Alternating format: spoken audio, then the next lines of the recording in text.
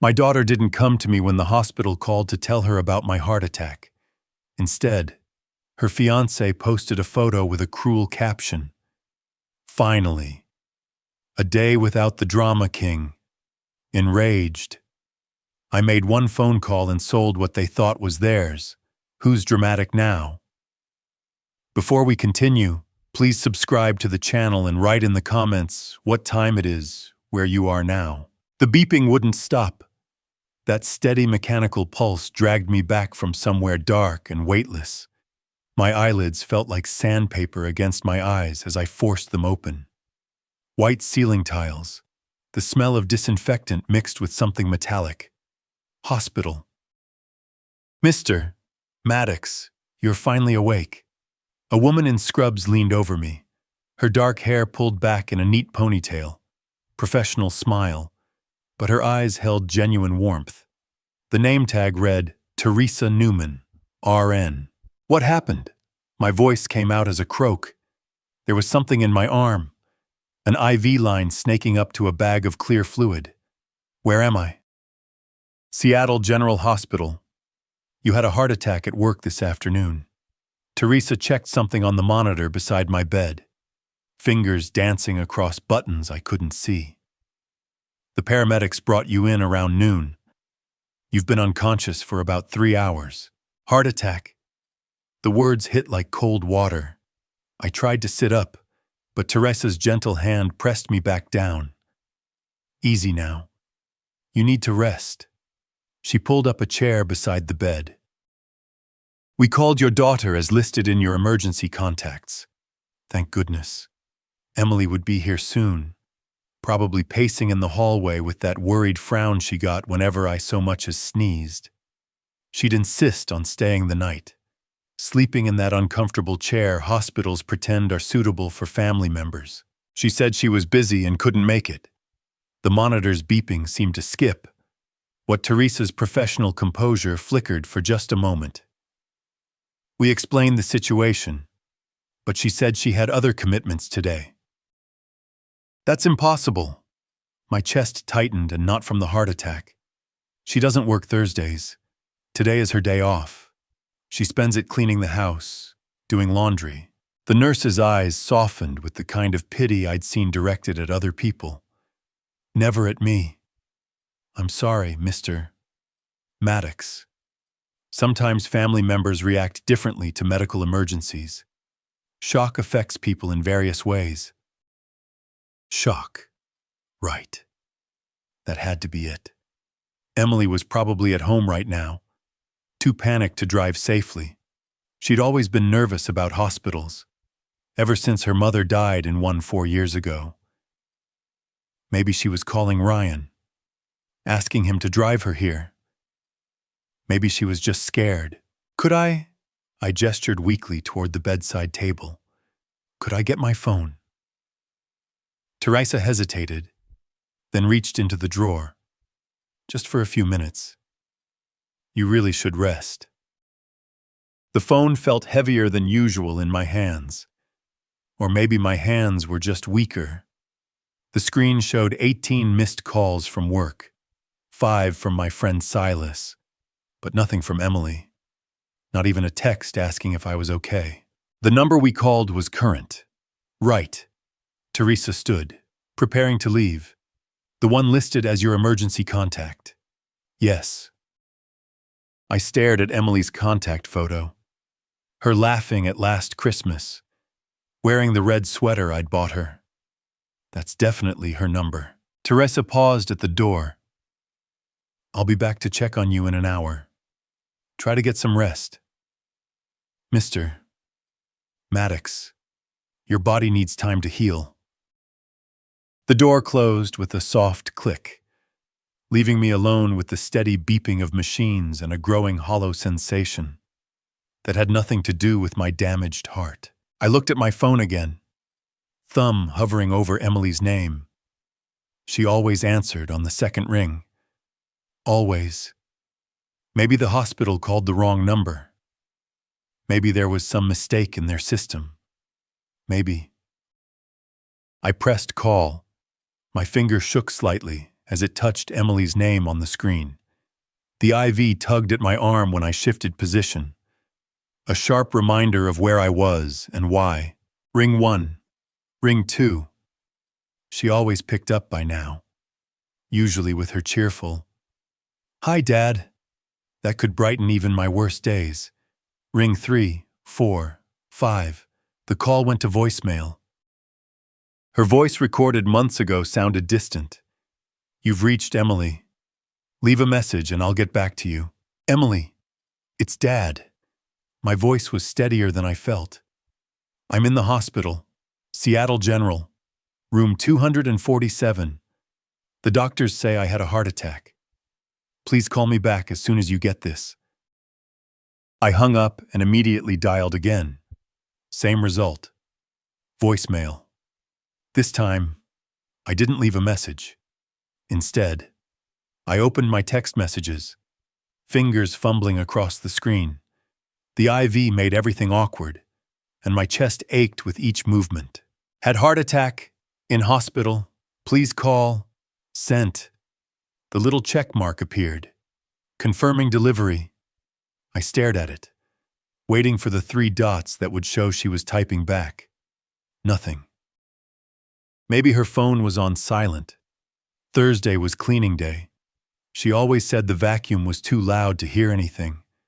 She could be upstairs, earbuds in, scrubbing the bathroom while listening to those crime podcasts she loved. She'd find the messages later, probably in an hour or two, and then she'd panic and rush over. But Emily never put her phone on silent during the day. "What if there's an emergency with you?" "Dad," she'd said just last month when I'd suggested she take a break from the constant notifications. I typed another message. "Please respond." Scared. The word scared looked small and pathetic on the screen, but it was honest. I sent it anyway. The minutes crawled by. I checked the message status. Delivered, but not read. How is that possible? Emily checked her phone constantly. Ryan always complained about it. Said she was addicted to social media and couldn't put the thing down for 5 minutes. My chest tightened again, and the monitor's beeping quickened. I forced myself to breathe slowly, the way the cardiologist had taught me years ago during my first scare. Just anxiety. Perfectly normal after a heart attack. I scrolled through my contacts looking for someone else to call. Silas would come, but he was probably at a property showing. My neighbor Jacqueline would be here in 10 minutes if I asked, but she'd want to know why my own daughter wasn't here first. Maybe I could call Ryan directly. He might know where Emily was, might have a better explanation. But something stopped me. If Emily wasn't answering my calls, there had to be a reason. And asking her husband about her whereabouts felt like crossing some invisible line. I opened Facebook instead. Emily posted everything there. What she ate for breakfast, photos of their cat, complaints about the weather. If she was dealing with some crisis that kept her from answering the phone, she'd probably post about it. Her last post was from Tuesday, a photo of homemade lasagna with the caption, "Trying a new recipe." 40 likes, including one from me. Nothing since then. No posts about emergencies. No status updates about being busy or having phone problems. Her profile looked exactly like it always did, except for the conspicuous silence over the past 2 days. I clicked over to Ryan's profile, something I rarely did. His posts were usually sarcastic memes or complaints about clients, but maybe he'd shared something that would explain why Emily couldn't come to the hospital. His most recent post was from 2 hours ago. The timestamp on Ryan's post made my blood freeze. 1:47 p.m. Exactly the time I'd been rushed to the hospital when the paramedics were loading me into the ambulance while my co-workers watched from the office parking lot. The photo showed 2 cocktail glasses on what looked like their kitchen counter. Fancy drinks with little umbrellas. The kind Emily ordered when we went out for her birthday. Ice cubes catching the afternoon light streaming through their window. The caption read, "Finally, a day without the drama king." I stared at the screen until my eyes watered. Read it again. Screenshot it with trembling fingers, though I wasn't sure why. Drama king. They were talking about me. Had to be. Who else could they mean? Emily had never mentioned any other dramatic people in their lives. Her friends were all suburban moms who complained about school districts and shared recipes. The timestamp wouldn't lie. Posted at 1:47 p.m. when I was being loaded into an ambulance, when my heart had literally stopped beating for 40 seconds, according to the paramedic who'd briefed the emergency room team while I was dying. My daughter and son-in-law were making cocktails and celebrating my absence. I scrolled down to see who had liked the post. Neighbors I'd helped with yard work. Emily's college friends who'd always been polite to me at family gatherings. People who knew me knew I was Emily's father, and they were laughing along with this joke about the drama king. How long had they been talking about me this way? How many conversations had happened behind my back, painting me as some burden they had to tolerate? The phone slipped in my sweaty palm. I caught it before it could fall, but my chest was burning now. A different kind of pain than the heart attack. This was deeper, spreading through my ribs like acid. The hospital had called Emily, told her I'd had a heart attack, that I was unconscious, that her father might die, and she'd said she was busy because she wasn't busy. She was free to make cocktails and post jokes about being rid of the drama king. My hands found the screenshot I'd taken, zoomed in on those laughing emojis. Each one felt like a slap. Emily had taught me how to use emojis. Spent 20 minutes last year showing me which ones meant what. The crying, laughing face means something is really, really funny. Dad. Really, really funny. My heart attack was really, really funny. I thought about every time I'd helped them out. The down payment on their house. $20,000 from my retirement savings. The car repairs I'd paid for when Ryan's freelance work dried up last winter. The weekly grocery runs when Emily's back was bothering her. The countless times I'd dropped everything when they called. Dad, can you watch the cat while we're out of town, Dad? Our sink is leaking. Can you fix it, Dad? We're short on the electric bill this month. And I'd done it all gladly because that's what fathers do. That's what family means. But apparently to them, I was just a drama king. Someone whose medical emergency was an inconvenience. Someone whose near-death experience was a reason to celebrate. The cocktail glasses in the photo looked expensive, probably bought with money I'd lent them for groceries last month. I stared at the post until the words blurred together, until the afternoon sun slanting through my hospital window felt cold as winter. Drama king. Finally, a day without the drama king. The monitor beside my bed registered my rising heart rate, but I barely heard its warning beeps. All I could hear was the echo of words I was never supposed to see, the truth I was never meant to know. They weren't coming. Neither of them. And for the first time in my 65 years, I was completely, utterly alone. Drama king. The words echoed in my skull like a diagnosis I couldn't shake. I set the phone down on the hospital bed's side table, watching my hand tremble from more than just the medication. The IV tube swayed with each movement, a plastic reminder of how fragile everything had become. When had Emily last called just to check on me? Not about money, not about some crisis that required my immediate attention or my wallet, just to ask how I was doing. I couldn't remember. The monitor's beeping seemed louder now, matching the rhythm of memories I'd been too naive to connect. 7 months ago. Emily's voice on the phone thick with tears. Dad, we're behind on rent. The landlord says we have 4 days or we're out. I know it's a lot to ask, but you're the only family we have left. $2,000. I'd driven to the bank that same afternoon. 5 months later, another call, different crisis, same desperation. Ryan landed this amazing project, but the client won't pay until it's finished. We can't even afford groceries. Could you help us out just until the money comes through? $1,000 for groceries that seemed to last exactly as long as every other month's groceries. My throat felt dry. I reached for the water cup beside the bed, noting how the plastic felt foreign against my lips.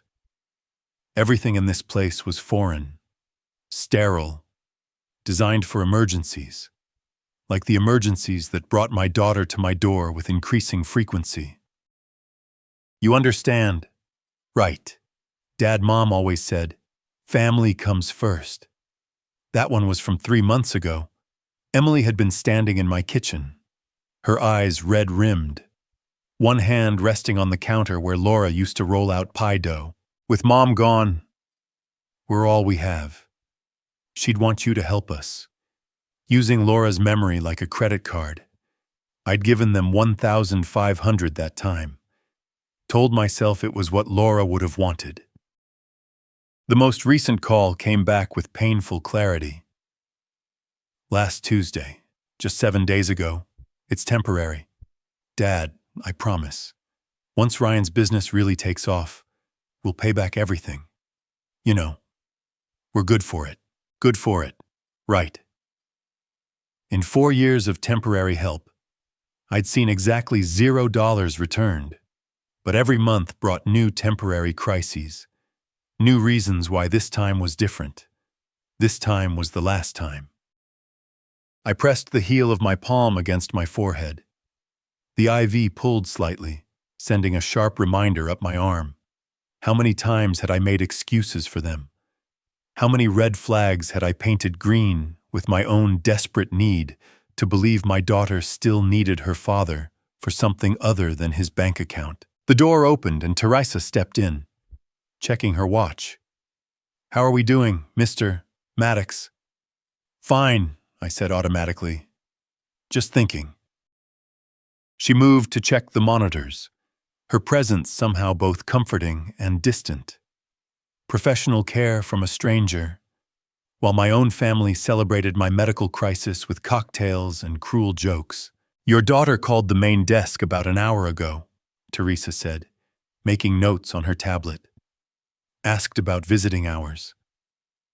My heart rate spiked, and the monitor betrayed me with its increased beeping. What did you tell her? That you were resting but stable? She seemed relieved. Teresa glanced at me with those kind eyes that had delivered too much bad news to too many families. She'll probably visit tomorrow. Tomorrow. When she'd play the part of the concerned daughter, ask all the right questions, maybe even bring flowers. The same flowers I'd probably end up paying for one way or another. I thought about that coffee canister in my kitchen, the one where I kept emergency cash. Had she taken some of that, too? The spare key I'd given her was for emergencies. I'd said, medical emergencies, household disasters, times when she truly needed her father. Not for shopping trips while I fought for my life. The realization hit like a second heart attack. I needed to go home. I needed to see what else she'd taken. What other violations had occurred while I lay unconscious. Because if she'd felt comfortable enough to celebrate my hospitalization, what had she felt comfortable enough to steal? Teresa finished her checks and headed for the door. Try to rest. Mr. Maddox. Tomorrow will be a busy day with discharge paperwork. Discharge, home. I waited until her footsteps faded down the hallway, then reached for the drawer where they'd put my wallet and keys. The taxi dropped me at the curb just before 10 the next morning. My house looked exactly the same from the outside.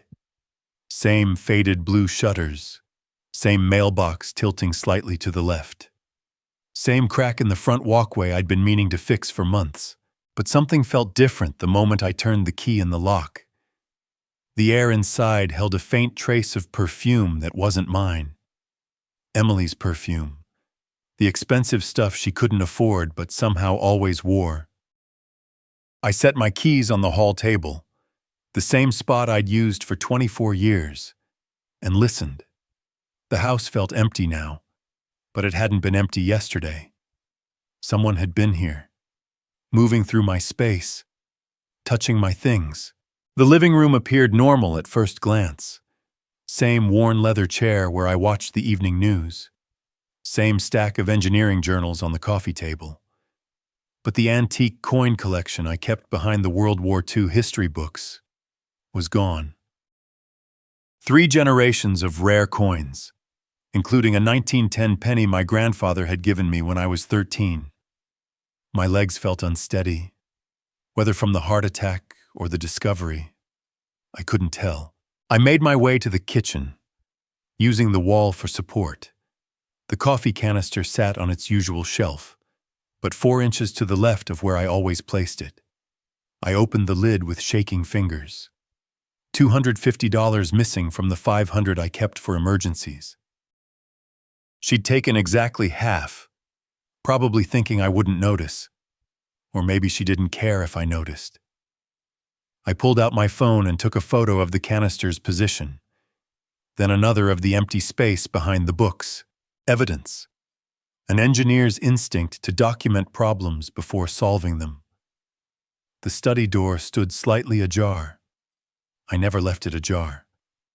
I pushed it open and went straight to my desk, where I kept important papers in the bottom drawer. The drawer wasn't fully closed, another detail I would never have missed under normal circumstances.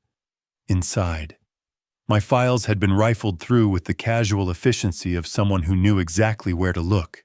Birth certificates, insurance policies, investment statements, all there but disturbed, examined, evaluated. She'd been shopping for something. The question was whether she'd found it. My father's watch was gone from my bedroom dresser, the Omega he'd worn every day for 45 years, the one he'd taken off his wrist and placed in my palm the day before he died. Take care of this, son, and take care of your mother. I sat heavily on the bed, the mattress creaking under my weight. The watch wasn't particularly valuable to anyone else, maybe $400 at a pawn shop, but to me, it was priceless, irreplaceable, and Emily knew that. I walked through the house again, slower this time, cataloging what I'd missed. Small things, mostly. A silver letter opener from the kitchen junk drawer, the good fountain pen from my desk. Laura's jewelry box had been gone through. Though most of the contents were still there, Emily had taken only what would be easy to sell without questions. She'd been methodical, professional almost. This wasn't a desperate grab for quick cash. This was planned, calculated. She'd had time to think about what to take, what would be missed immediately versus what might go unnoticed for weeks. While I'd been fighting for my life, hooked up to machines in a sterile room, my own daughter had been in my home, evaluating my possessions like a burglar. No, like an appraiser, like someone preparing for an estate sale. The thought hit me with sickening clarity. She hadn't just been stealing from me. She'd been preparing, learning what I owned, what it was worth, how to access it. This wasn't about temporary financial help anymore. This was about permanent solutions to her money problems. I made my way back to the kitchen and opened the canister again. Half the emergency money gone, but not all of it. She was being careful, pacing herself, testing how much she could take without triggering suspicion. But I was suspicious now. I was more than suspicious. I reached for my car keys from the hook beside the garage door. Time to have a conversation with my daughter. Time to see how well she could lie to my face when she didn't know I'd already discovered the truth. The drive to Maple Street would take 25 minutes. 25 minutes to decide what kind of father I wanted to be when I got there. Emily's rental house looked shabbier than I remembered. The front yard needed mowing, and the porch steps sagged slightly under their own weight. My own house, the one I'd worked 35 years to pay off, could fit this entire property in its backyard. Yet somehow they still needed my money to survive. I parked at the curb and sat for a moment, engine ticking as it cooled. Through the front window, I could see movement. Emily walking past in what looked like a nice dress. Not the clothes of someone who'd spent yesterday in crisis over her father's medical emergency. The front door opened before I even reached it. Dad. Emily's face transformed into a mask of concern, so perfectly crafted. It would have fooled me yesterday. Oh my goodness. How are you feeling? I'm so sorry I couldn't make it to the hospital right away. Why couldn't you answer your phone? I called multiple times. She stepped back to let me in, her hand fluttering to her chest in a gesture I'd seen 1,000 times when she was caught in childhood lies. I told the nurse my phone broke yesterday morning. I dropped it right on the kitchen sink. If you can believe it, the living room was cramped but clean, furnished with pieces that had clearly seen better days. Ryan's design materials were spread across a small table in the corner, but he was nowhere to be seen. When exactly did your phone break? I remained standing near the door, noting how she didn't offer me a seat or ask if I wanted coffee. Around 11, I think. I was doing dishes, being clumsy as usual. She laughed, but it sounded forced. You know how I get when I'm stressed about you, Dad. So, you knew I was in the hospital, but couldn't come because of a broken phone. Well, no, not exactly. Emily moved to the window, adjusting the curtains unnecessarily. The nurse called our landline. Did you know we still had one? I completely forgot about it. But by then, she said you were stable and resting. I figured you'd want me to take care of practical things here rather than just sit around a hospital room worrying. I watched her face as she spoke, noting the slight flush in her cheeks, the way her eyes didn't quite meet mine. Since when do you take care of practical things instead of worrying? Last time I had chest pains. You wanted to call an ambulance for heartburn. That was different, she said quickly. You know how you sometimes dramatize situations. Dad, I'm learning to assess things more rationally. Dramatize. There was that word again. The same one Ryan had used in his celebration post. The word they'd clearly discussed. Planned to use if questioned about their absence during my crisis. Where's Ryan? I asked. Job interview downtown. Finally got a call back from that design firm I mentioned. She moved to the kitchen counter where I could see a brand new phone still in its packaging. The receipt beside it was time-stamped from this morning at 9:15 a.m. Interesting. Her phone had allegedly broken at 11 yesterday morning, but she'd only replaced it this morning, conveniently after the hospital drama had passed. Dad, are you okay? You look pale. Emily approached with what appeared to be genuine concern, but I'd learned to question all her expressions in the past 24 hours. Just tired. Heart surgery takes it out of you. Of course it does. She touched my arm briefly, the gesture feeling performative rather than affectionate. You should probably get home and rest instead of driving around checking on everyone else. Everyone else. As if I made a habit of checking up on people after major medical events. As if this wasn't the first time I'd seen her since the hospital, the first time she'd bothered to look at me since I'd nearly died. I wanted to make sure you weren't too worried, I said carefully. I know how family emergencies upset you. I appreciate that. Dad, I really do. But you know how I am about hospitals. Ever since, Mom, she trailed off, letting the implication hang between us, using Laura's death as a shield, just like she'd used it to justify taking my money. Right, I said. Well, I should probably get going. Let you get back to your day. Relief flickered across her face, quickly hidden, but unmistakable. She wanted me gone, had probably been checking the time since I'd arrived, calculating how long she needed to maintain this performance. Call me if you need anything, she said, walking me to the door with what seemed like unnecessary speed. And Dad, try not to worry so much. You know how stress affects your heart.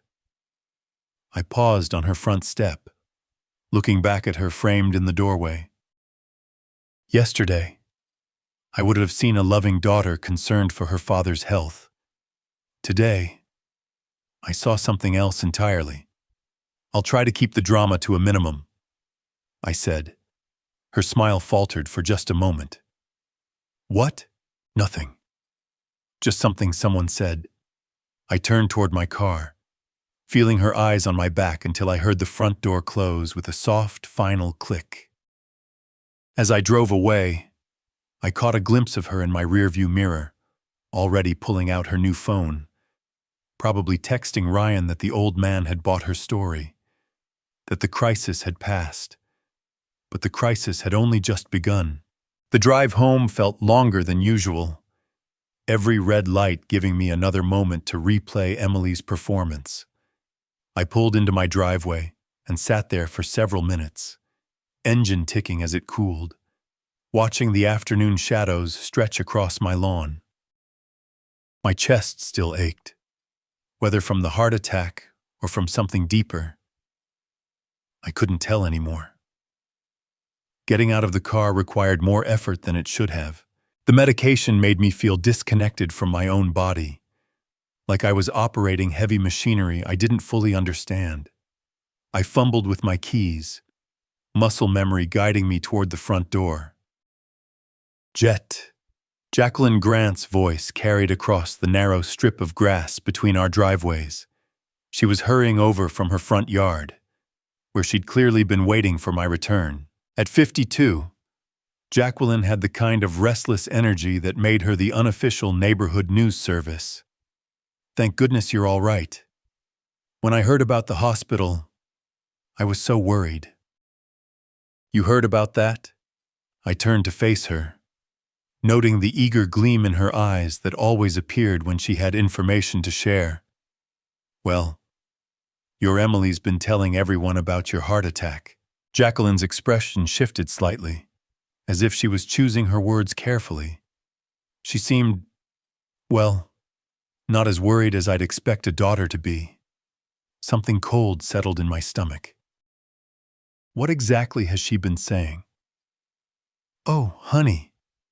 I probably shouldn't repeat neighborhood gossip, but she glanced around as if checking for eavesdroppers, then leaned closer. She and that husband of hers have been talking about how your heart is failing, how you probably don't have much time left. The keys bit into my palm where I was gripping them too tightly. They said that not in so many words, but the implication was clear. And Jet, Jacqueline's voice dropped to what she probably thought was a whisper. They've even been discussing what they'll do with this beautiful house when they inherit it. Planning changes. Talking about selling it for the lot value. I thought it was terribly premature. But Ryan said something about your weak ticker, making it a matter of when, not if. The world seemed to tilt slightly. I reached out and gripped the car's doorframe, steadying myself against more than just physical weakness. When did you hear this? Just yesterday morning? Actually, I was getting my mail when they walked by, taking their usual stroll through the neighborhood. You know how they like to look at the nicer houses. They were discussing square footage and property values like they were already measuring for furniture. Yesterday morning, while I was unconscious in a hospital bed fighting for my life. My daughter and son-in-law had been taking inventory walks through my neighborhood, planning my estate sale. "I hope I haven't upset you," Jacqueline continued, clearly recognizing that something was wrong with my expression. I just thought it was odd timing. You know, most children would be focused on their parents' recovery. Not well. Other things. No. I appreciate you telling me. The words felt like they were coming from someone else's mouth. I should probably get inside and rest. Of course. You look exhausted. Poor thing. Let me know if you need anything. Groceries, rides to appointments, anything at all.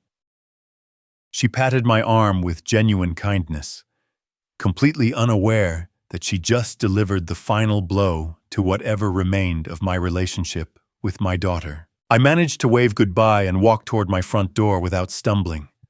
Behind me, I heard Jacqueline's footsteps returning to her own yard, probably already composing the stories she'd tell her next victim about how pale and shaken Jet Maddox had looked when she'd shared the neighborhood news.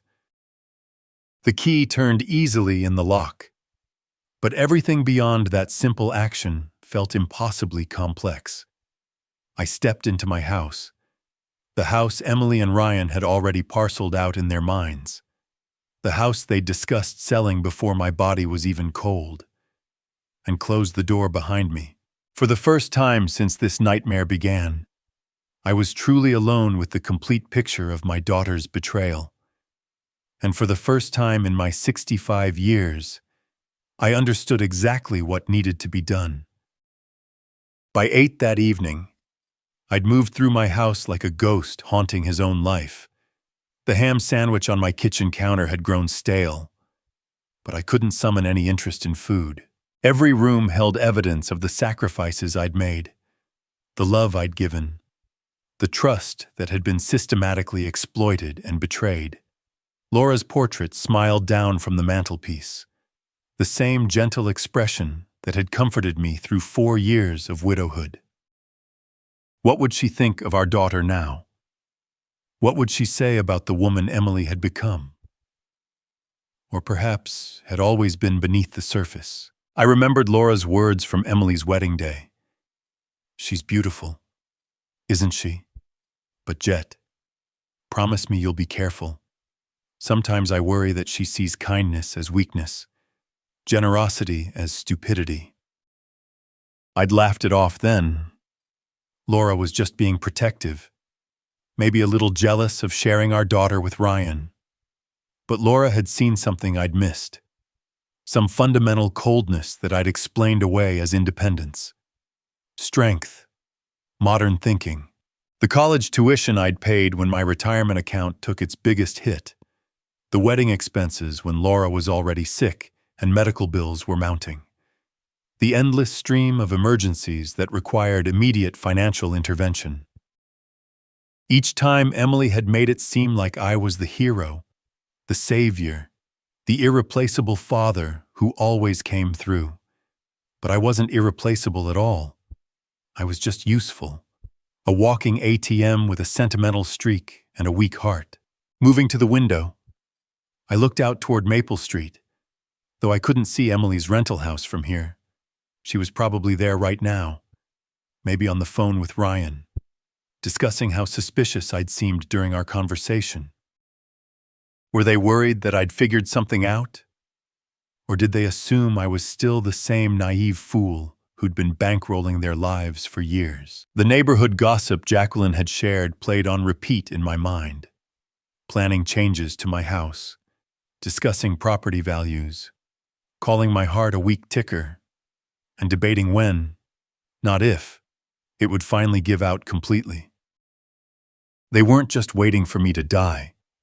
They were counting on it, planning for it, depending on it to solve their financial problems permanently. I walked to my study and pulled out the filing cabinet where I kept important documents: house deed, insurance policies, investment statements, all the papers that represented a lifetime of work, saving, and careful planning. All the assets that Emily assumed would flow to her like some inevitable inheritance. But inheritance required death, and despite what my daughter and son-in-law might have hoped, I wasn't dead yet. Sitting back in my leather chair, I felt something shift inside my chest. Not physical pain this time, but something harder and colder, settling where trust and love used to live. If Emily could be practical about my death, I could be practical about my life. She'd taught me the rules of this new game we were playing. Money was more important than love. Planning was more important than grief. Self-interest trumped family loyalty every single time. Fine, I was a quicker learner, especially when the lesson involved engineering problems. And this was ultimately an engineering problem. How to redistribute resources in a way that achieved the desired outcome. The desired outcome was justice. The resources were everything I'd worked for, everything I'd saved, everything Emily assumed would be hers to inherit. Outside, night had fallen completely. The house felt different now. Less like a home and more like a tool. The most valuable tool in my arsenal for teaching my daughter that some assumptions come with a price. I pulled out my address book, the old-fashioned kind, with handwritten entries and smudged phone numbers. Silas Brooks' information was right where I'd written it 16 years ago, complete with his home and office numbers. Tomorrow morning, I'd make a call that would change everything. Tonight, I'd sleep better than I had in years, knowing that for once in this relationship, I'd be the one setting the terms. Emily wanted to plan my funeral. Instead, she was about to attend the burial of her financial future. Saturday morning came with unexpected clarity. I'd slept 8 solid hours, more than I'd managed since Laura died. No anxiety dreams, no chest pains in the middle of the night. Just the deep, restful sleep of a man who'd finally stopped fighting against the truth. Coffee tasted better than it had in days. Even the simple act of buttering toast felt purposeful rather than mechanical. I was moving through my morning routine with the focused efficiency of someone preparing for an important meeting. Because that's exactly what I was doing. Silas Brooks's business card sat propped against the sugar bowl where I'd placed it the night before. He'd been after me to sell this house for the better part of a decade, always with the same argument. Too much space for one person, too much maintenance, too much equity sitting dormant when I could be liquid and mobile. I'd always said no, of course. This was the house where Laura and I had built our life together, where Emily had taken her first steps, where Christmas mornings had echoed with laughter and wrapping paper. You don't sell memories. But memories weren't paying for Emily's cocktails while I fought for my life. Memories weren't funding her shopping trips through my neighborhood, calculating property values. Memories weren't protecting me from my own daughter's greed. At exactly 9, I dialed Silas's home number, Brooks' residence. His voice was crisp, professional, even on Saturday morning. Silas, it's Jet Maddox. I hope I'm not calling too early. Jet. The warmth in his voice was immediate and genuine. Never too early for an old friend. How are you feeling? I heard through the grapevine about your hospital stay. I'm recovering well. Thanks. Actually, that's part of why I'm calling. I took a steadying breath. Remember how you've been telling me to sell this house? A pause. Then for about 11 years running. Yes. Are you finally ready to listen to reason and downsize? Something like that. How quickly could you move on a sale if I were serious about it? In this market, Jet, I could have 4 families bidding against each other by Tuesday. Your neighborhood is gold right now. Young professionals moving out from the city center. Families wanting established areas with character. His excitement was building with each word. But are you sure about this? It's a major decision. I'm sure I need cash. Silas, how fast can you make that happen? Sale well. That depends on the buyer. But I know investors who could close within a week if the property's clean, which yours absolutely is. I've been watching you maintain that place like a museum piece for decades. He paused, and I could almost hear him shifting into business mode. What kind of timeline are we talking about here? 1 week, maybe less, if possible. Jet, what's the urgency if you don't mind me asking? Usually when someone wants to sell their family home that quickly, let's just say I've had some revelations about family priorities lately. I want to make sure my assets go where they'll do the most good while I'm still alive to see it happen. Ah, Silas's tone suggested he understood more than I was saying. Well, you won't get any arguments from me about that philosophy. And frankly, you're sitting on a gold mine. 4 bedrooms, 3 baths, that beautiful original hardwood, the mature landscaping. In this market, we're talking serious money. How serious? Ballpark 500,000, maybe 550 if we get a bidding war. The lot alone is worth nearly half that much. Developers are snapping up properties in your area.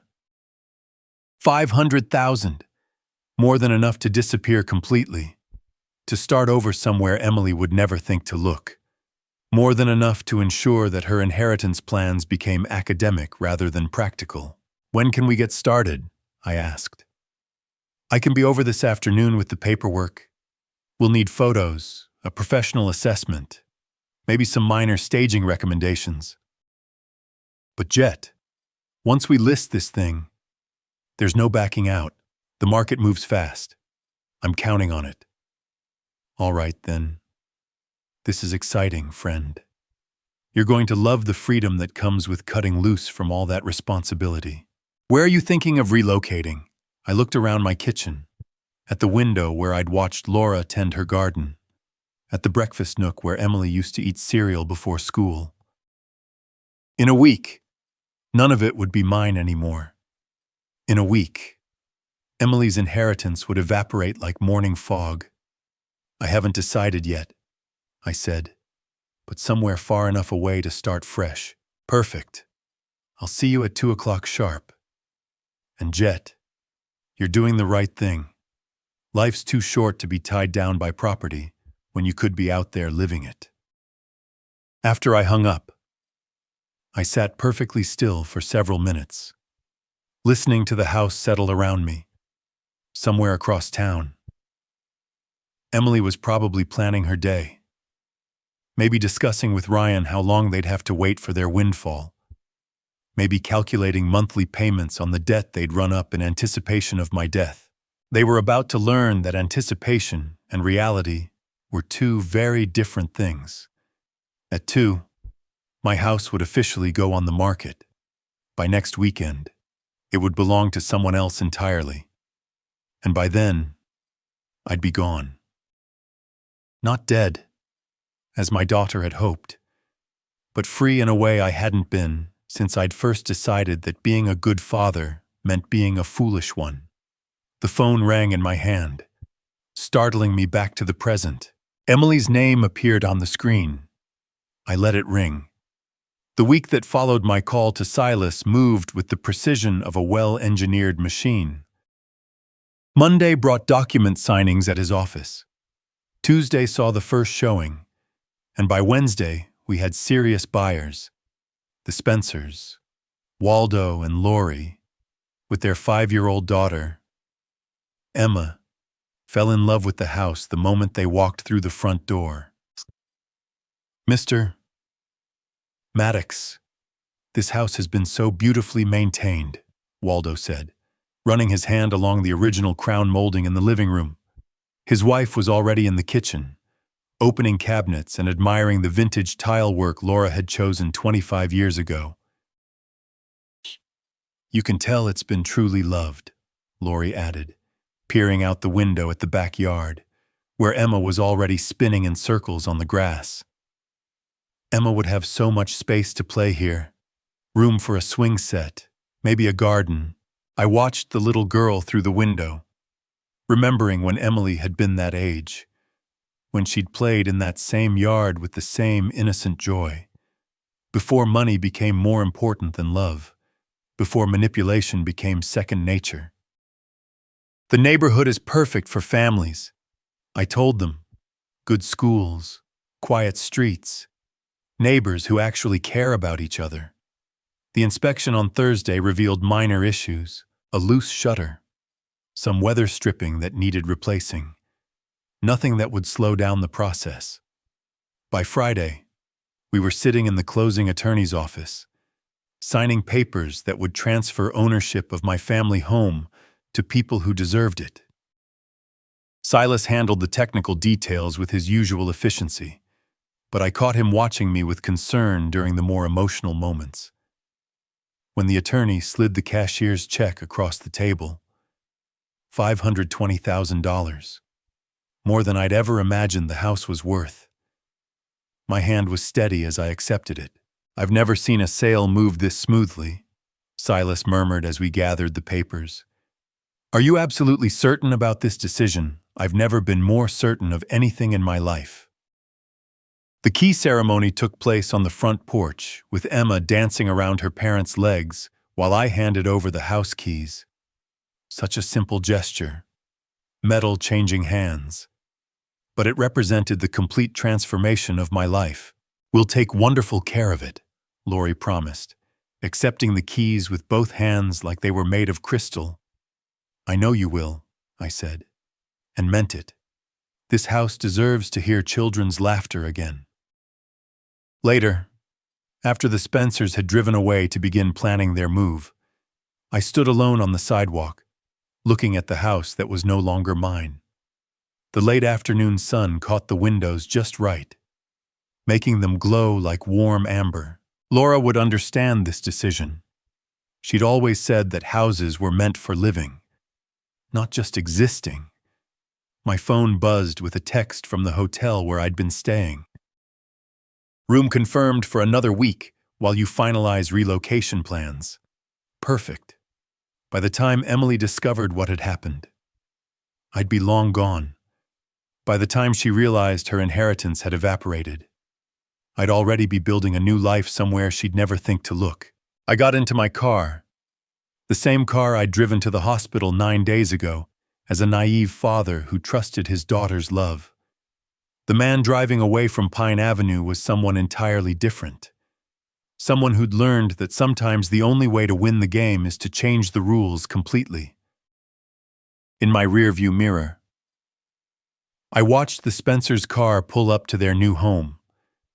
Emma's excited face pressed against the window.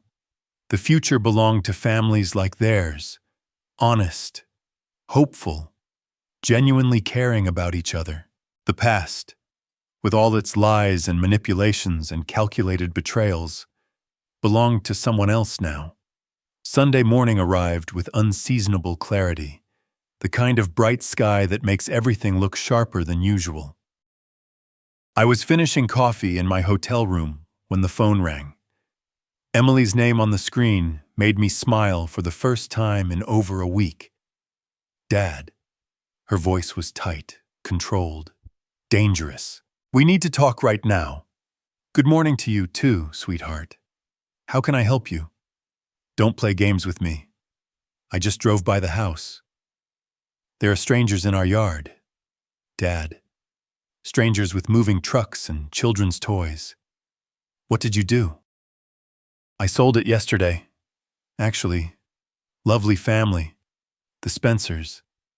They'll take much better care of it than you sold our house without telling me, without discussing it with family. Her voice was climbing toward hysteria, each word sharper than the last. My house. Emily. My name was on the deed. And yes, I sold it for quite a bit more than I expected.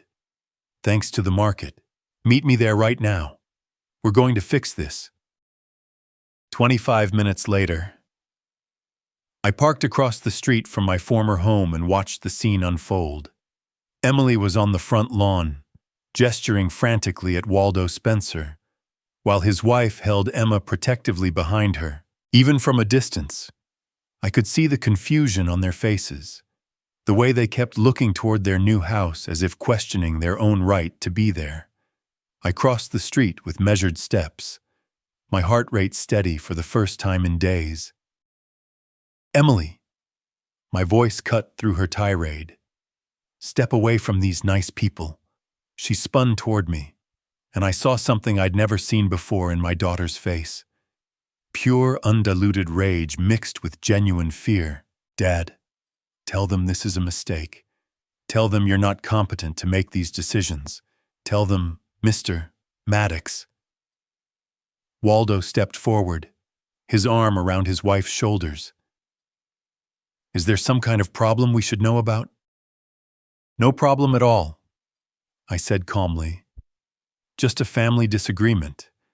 My daughter seems to have forgotten that children don't inherit property until their parents are actually dead. Emily's face went white. You can't do this to us. We had plans. We were counting on my death. Yes, I heard about your plans. Jacqueline mentioned how you and Ryan were discussing my timeline with the neighbors. Something about my weak ticker and property values. She opened her mouth, then closed it, the calculation visible in her eyes as she tried to find a new angle of attack. We're going inside, Lori Spencer said quietly to her husband. Emma, come on, honey. They disappeared through the front door that had been mine yesterday morning, leaving Emily and me alone on the sidewalk. You don't understand the pressure we're under. She started, but I held up my hand. Stop! Just stop! I looked at this woman who shared my blood, who'd once been my greatest joy, who'd systematically betrayed every kindness I'd ever shown her. I saw Ryan's post. Emily, while I was in the hospital fighting for my life.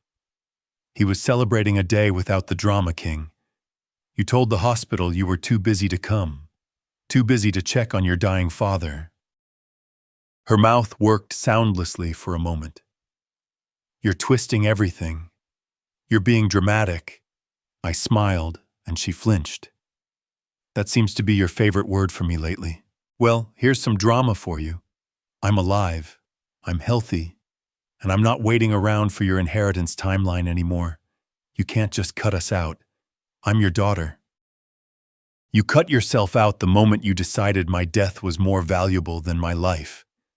I turned toward my car, then paused. Oh, and Emily, next time you plan someone's funeral, make sure they're actually dead first.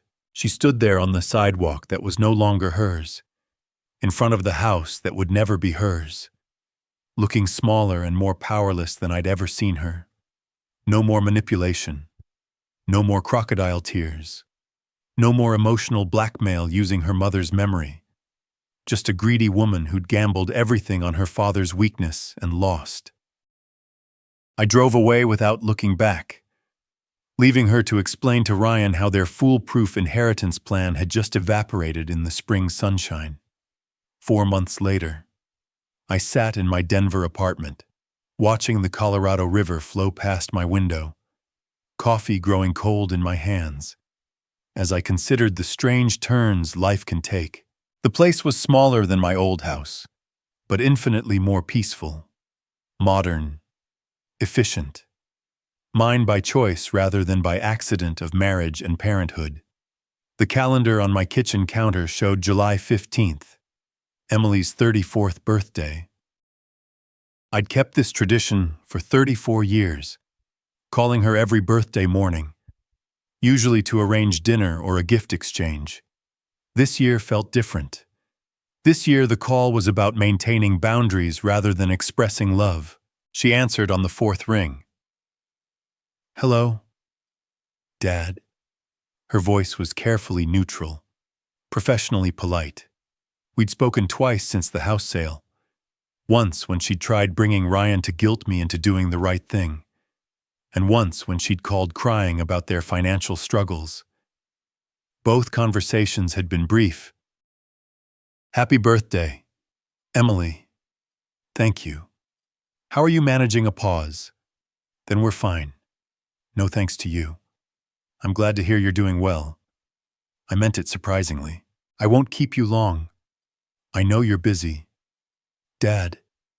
She started to say something, then seemed to think better of it.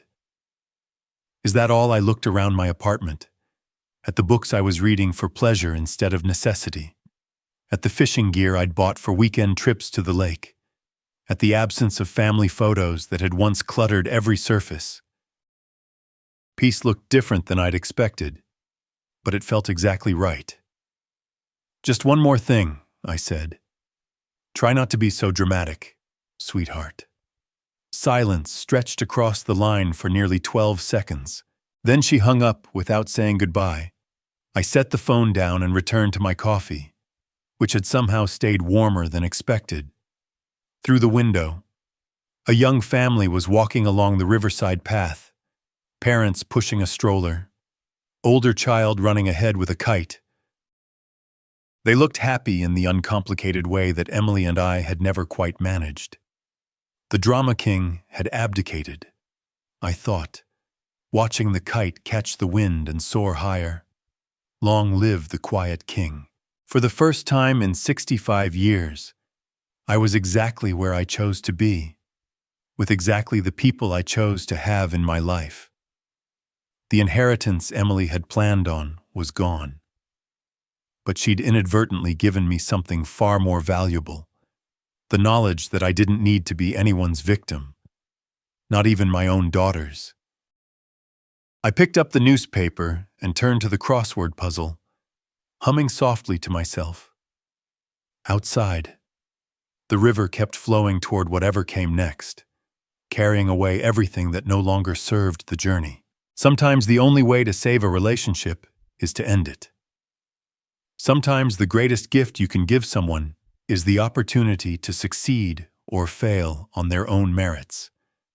And sometimes, if you're very lucky, you discover that the life you thought was ending was actually just beginning. If you enjoyed this heartfelt story of betrayal and renewal, please like this video. It means the world to us. Subscribe to the channel for more tales that touch the soul. Share your impressions in the comments below. What moved you most? Did it remind you of your own experiences? Feel free to ask questions too. We love exchanging thoughts and interacting with you. Let's keep the conversation going. To hear the next captivating story, simply click the box on the left. Thank you so much for watching. Your support keeps us inspired.